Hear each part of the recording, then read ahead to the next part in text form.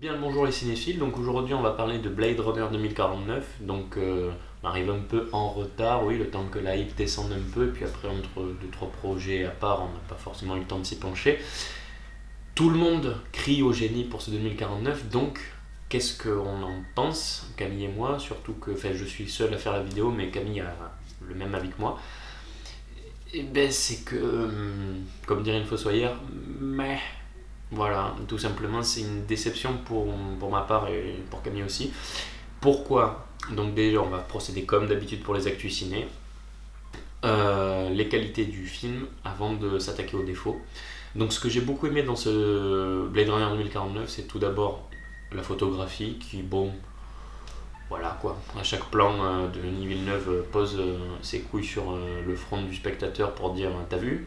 Voilà, avec je sais plus quel est son nom au chef, du chef-op, mais voilà le boulot qu'on peut faire. Donc tous les plans sont des tableaux, c'est impressionnant, surtout dans le Las Vegas un peu post-apocalyptique, avec toutes ces teintes orangées. Enfin, il y a chaque endroit a sa particularité. Par exemple, là, ce truc qui est très orangé, c'est pour le Las Vegas radioactif. Après, il y a des tonalités un peu plus sombres, un peu plus gris. Et de nuit, les plans sont quand même assez bleutés, mais toujours est-il qu'il y a quand même cette identité photographique qui, sur chaque lieu, revient comme un leitmotiv. Dans tel endroit, la lumière sera comme ça, et à chaque fois, elle est monstrueuse.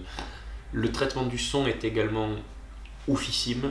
Déjà, la musique de Hans Zimmer, bon, il y en a qui l'aiment pas, mais moi je fais partie de ceux qui l'aiment bien parce qu'il a quand même fait un travail dingue en tant que compositeur à chaque fois.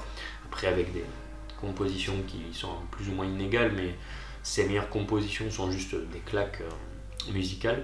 Et là, bah, il arrive avec des grosses basses en plus, comme je l'ai vu dans une salle Dolby Atmos, genre notamment les bruitages renforcés après par la musique et tout ça, des grosses graves bien saturées, mais pas qui grésillent, à la limite du grésillement, alors que les enceintes étaient en très bon état.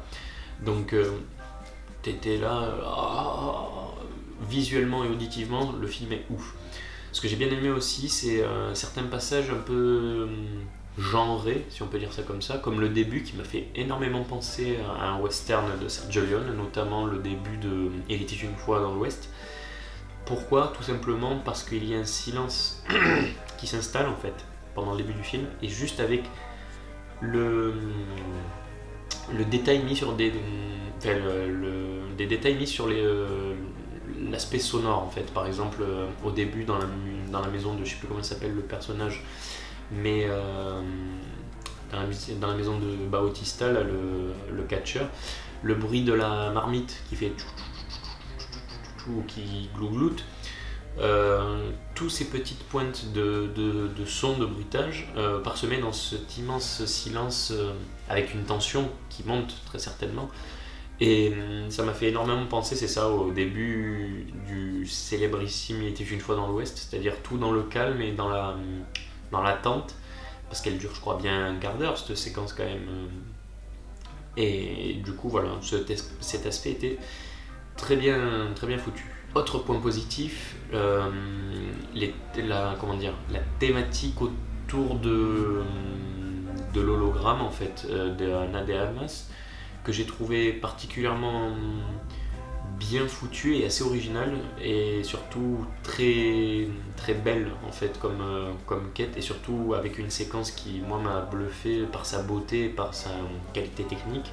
C'est quand Anna de Armas invite une prostituée chez Ryan Gosling, puisqu'il ne peut pas avoir de rapport avec elle vu elle est transparente quoi. Et donc du coup elle essaie de se synchroniser avec la prostituée. Et c'est juste magnifique dans cette séquence. En plus, il la laisse tout endurer. Alors, du coup, il y a toute cette poésie autour de genre la question de l'identité puisqu'en fait, là, si vous voulez, c'est comme c'est un hologramme. Il y a une question d'identité qui se pose. En fait, tout le film repose sur la quête de l'identité, comme dans le Blade Runner le 1, quoi. Et là, en plus, vu qu'elle est un hologramme, genre, quand elle apparaît, elle a un aspect physique, mais non solide, vu que c'est comme une projection, donc on peut la traverser comme ça, et là la confrontation des matières en fait entre le corps solide et son corps plus... J'arrive pas à trouver le mot, mais enfin, voilà quoi, plus irréel et plus soluble, enfin voilà quoi, diffus, rend cette scène particulièrement cool quoi, et surtout qu'en plus, avant ça, il y a comme un petit malaise entre guillemets pour Ryan Gosling au début, quand on apprend sa relation avec cet être-là, on entend comme une voix. Et on se dit putain, un pauvre mec quoi, genre le pauvre il est réduit à avoir une copie d'hologramme, et si c'est pas une copie d'hologramme, c'est comme une voix, genre comme une intelligence artificielle qui traîne dans l'appart et qui te parle juste pour que tu aies une présence, et c'est quand même, tu te dis wow, assez triste. Et voilà, donc ça c'est vraiment les points que j'ai bien aimés. Et après malheureusement il y a les points négatifs. J'ai trouvé le film long, trop long. Alors je ne suis pas contre les films longs ou lents, mais quand c'est justifié. Par exemple, le premier Blade Runner était long. Il prenait son temps, il n'était pas... Voilà. Mais c'était justifié, c'était sur 1h50. Et je trouve pour l'histoire qu'il avait racontée, même si c'était pas non plus une histoire rocambolesque où il y avait 1001 retournements de situation qui méritaient 3h30 de film, mais pour la simple histoire qu'il avait racontée, Blade Runner 1 avait une durée suffisante, qui était 1h40, 1h50, qui était à certains moments longue, mais qui prenait le temps d'installer une ambiance, mais tout était parfaitement rythmé. Là, j'ai l'impression que, à trop vouloir dire je prends mon temps, eh ben, il l'a trop pris en fait, parce que 2h45 finalement pour traiter de ce que le film traite, ben, il y a une sensation quand même de vide un peu intersidéral dans des séquences qui n'ont pas de... Ouais, genre il y a des séquences très belles, ok, d'accord, mais des fois qui n'apportent quasiment rien au récit. Par exemple, la séquence où Harrison Ford et Ryan Gosling se battent dans l'espèce de casino, enfin je sais pas, où il y a les hologrammes d'Elvis Presley, tout ça.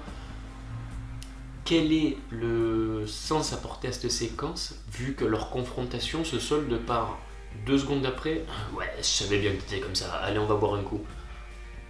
Dans ce cas-là, si elle aurait été justifiée, s'il y avait eu une confrontation et qu'après dans leur dialogue il y avait eu comme une tension, comme un je sais pas quoi, là ils se tirent dessus, ils se battent, ils se défoncent la tronche, et dans une scène qui dure quand même pas assez longtemps, mais c'est quand même 5-10 minutes quoi. Pour après faire ah copain on parle, ouais putain trop cool, t'es ça, ouais on va partir là-bas. Non, c'est incohérent, enfin je veux dire, si tu insistes sur cette séquence où il y a de la tension, il faut qu'on la retrouve un peu, cette tension, au moins un minimum dans les échanges, et là c'est pas le cas. Et j'ai trouvé ça un peu dommage. Autre exemple de séquences qui servent à rien, par exemple, celle avec Jared Leto, on s'en contrebranle de Jared Leto. Ok, c'est un méchant, mais il est pas charismatique du tout, ou alors si, mais il a le charisme d'une huître.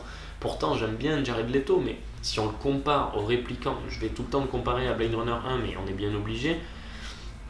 Genre, si on le compare au répliquant méchant de Blade Runner 1, je sais plus quel était son nom, mais j'ai vu tant de choses que vous humains ne pouvez pas voir, j'ai vu le cercle de feu, machin. Il se fait laminer la tronche, il est pas du tout charismatique, même s'ils ont voulu lui donner un côté assez mystique avec le fait qu'il soit aveugle et des espèces de puces ici avec je les ai appelées les aubergines volantes, mais qui volent pour qu'ils puissent voir ou quoi. Mais il apporte rien du tout, quoi. On le voit pendant 2 séquences, on comprend, ouais je veux trouver ça, mais voilà, il n'a pas vraiment d'intérêt, tout comme son acolyte qui est d'un cliché mais monumental. C'est ça qui m'énerve en plus, c'est que Denis Villeneuve, il a le don, et toute sa filmographie est appréciée pour le fait qu'il arrive à faire, avant avec Incendie, tout ça, les films qu'il faisait au Québec ou au Canada, c'était des films très très portés auteur, tout ça. Et après il a eu son revirement blockbuster, mais quand même avec sa patte d'auteur, ce qui en faisait des films assez singuliers, et il avait une singularité, enfin voilà quoi. Et là, ben, je trouve que le souci c'est que par séquence, il se distingue vachement d'un blockbuster lambda, donc tu te dis putain c'est un blockbuster mais d'auteur, genre je vois où il veut en venir, Vraiment, c'est la patte de Denis Villeneuve. Et puis après, il va dans des banalités de blockbusters américains, clichés à mort. Par exemple, la séquence de fin où l'acolyte de Jared Leto se bat contre Ryan Gosling et que Harrison Ford coule dans son espèce de navette là. Mais c'est cliché à mort de ah on se bat et lui peut-être qu'il faut que je le sauve parce que c'est en train de couler machin, et après il arrive pour la sauver et elle revient alors qu'on pensait qu'il l'avait tué, elle revient pour se rebattre avec lui au dernier moment dans un dernier saut de enfin je sais pas, oui tu l'as tué, genre le truc de le méchant qui revient encore alors que tu pensais qu'il était mort, ça va quoi. Et un autre truc aussi pareil que j'ai trouvé pas forcément bien exploité, c'est je parlais de la relation avec l'hologramme, la Ana de Armas, qui était vachement bien foutu, mais après elle est totalement mal exploitée. Je veux dire, quand il a la possibilité de la matérialiser dans la boîte, dans le petit coffret où du coup il peut l'amener, la transporter n'importe où. Genre il a dit je pourrais t'amener avec moi de partout.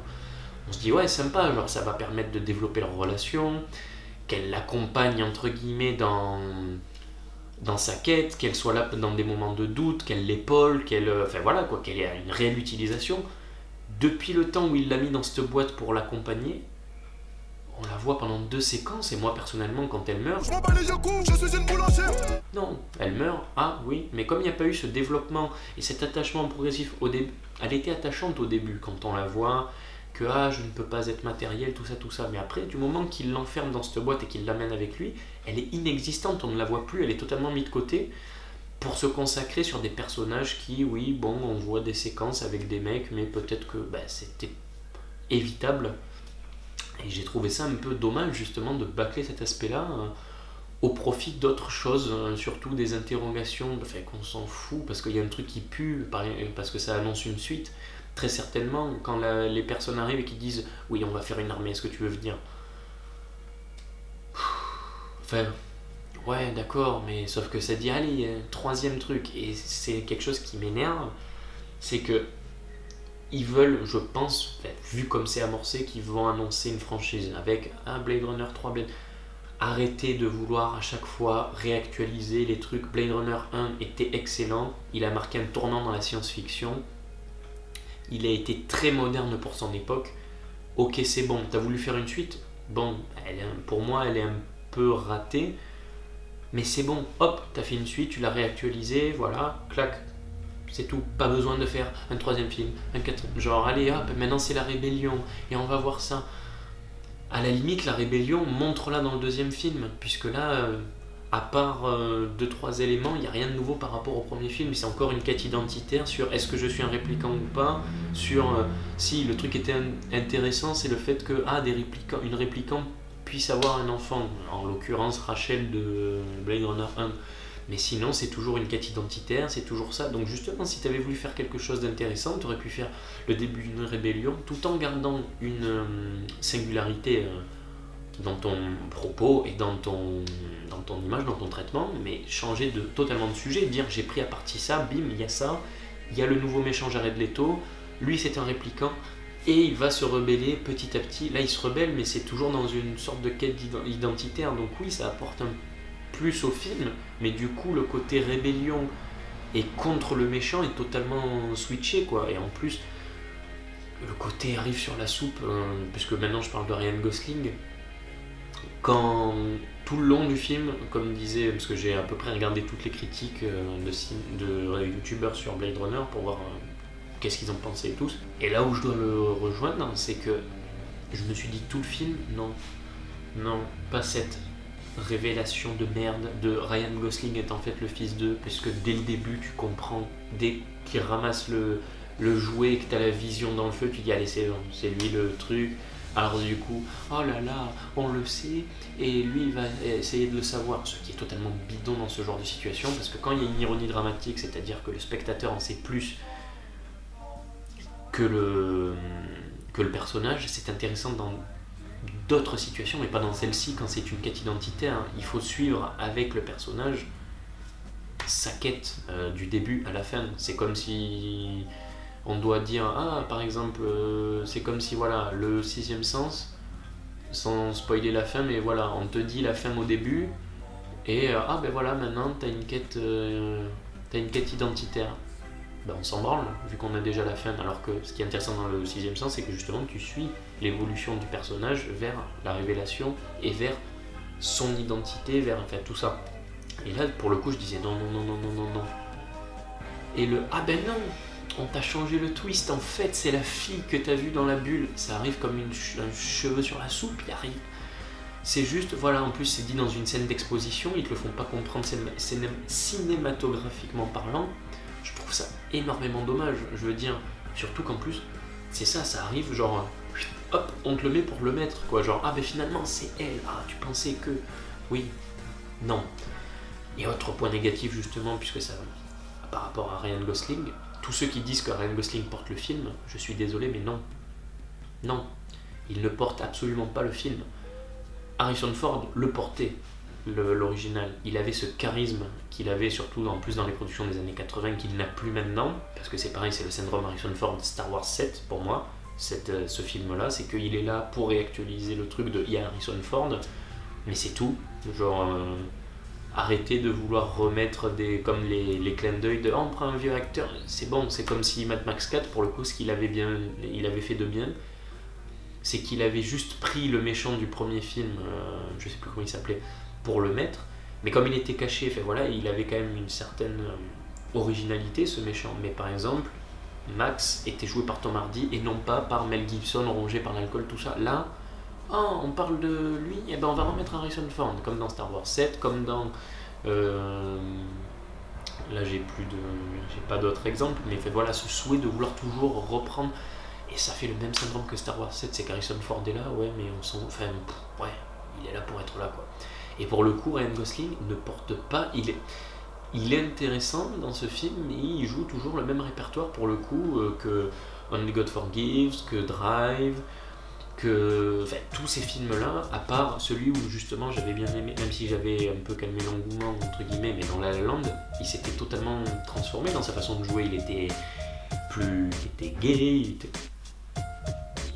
c'était vraiment un film à part. Et là en fait j'ai l'impression que bah oui c'est ça, c'est ah tu peux être inexpressif, bah vu que ton personnage est un peu torturant on va te mettre inexpressif, bah non, du coup ça le rend insipide et il porte pas le film.